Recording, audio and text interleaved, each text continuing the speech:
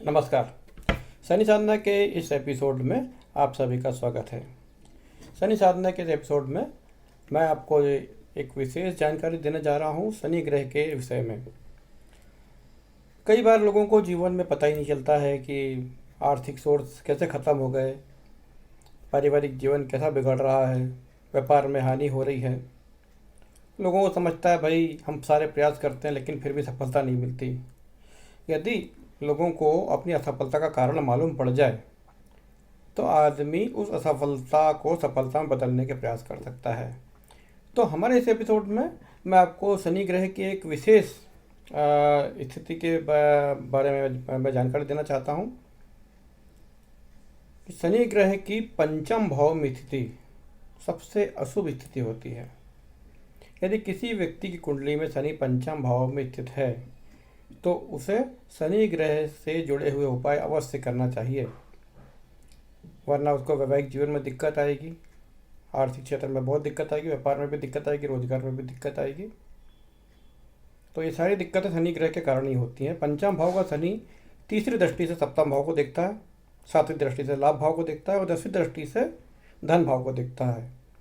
तो एक प्रकार से शनि की पंचम भाव में स्थिति व्यक्ति के वैवाहिक व्यापारिक जीवन को बिगाड़ने में सक्षम है।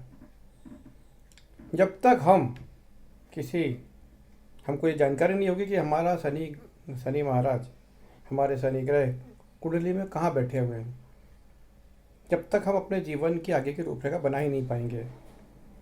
तो यदि आप लोगों में से किसी भी व्यक्ति की कुंडली में शनि ग्रह यदि पंचम भाव में है तो शनि ग्रह की शांति करवाइए, हनुमान जी की उपासना कीजिए, भगवान महाराज दशरथ कृत शनि स्तोत्र है उसका भी पाठ कीजिए, और शनि पत्नी स्तोत्र जो है उसका भी यदि आप पाठ करें तो पंचम भाव का जो शनि है, जो सबसे बेकार रिजल्ट दे रहा, सबसे खराब रिजल्ट दे रहा है, उसमें थोड़ी कमी अवश्य आएगी और जीवन में कुछ अनुकूलता मिलना प्रारंभ हो जाएगी।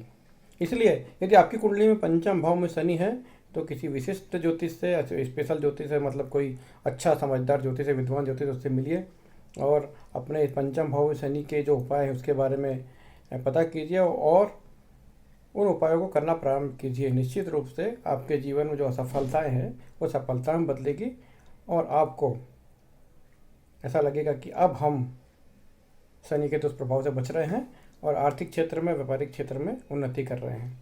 तो हमारा ये आज का एपिसोड था पंचम भाव में शनि की स्थिति और उसके दुष्प्रभाव के बारे में, और इससे हम कैसे ये शनि के पंचम भाव में जो दुष्प्रभाव है उससे छुटकारा कैसे पाएँ उसकी भी जानकारी मैंने आपको दी है।